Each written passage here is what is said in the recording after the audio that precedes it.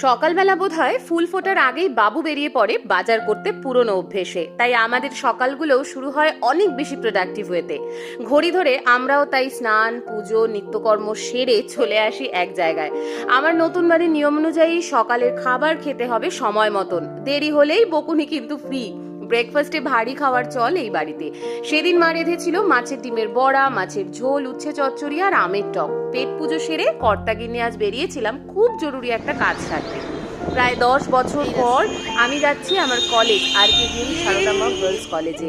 নিজের গাফিলতি আর দূরত্ব বেড়ে যাওয়ায় আজকালের চক্রবুহে আটকে ছিল আমার গ্র্যাজুয়েশন সার্টিফিকেট, আর এই গাফিলতির বকুনি মাথা পেতে নিতে পৌঁছেছিলাম ম্যামদের কাছে। এখনো যে তারা আমায় আমার গুণ বেগুন সহ মনে রেখেছেন, এত ভালোবাসা দিয়েছেন, তার জন্য ধন্যবাদ বড্ড কম। আশীর্বাদ করবেন, আবার দেখা হবে খুব খুব শিগগির। আজ তবে আসি, টাটা।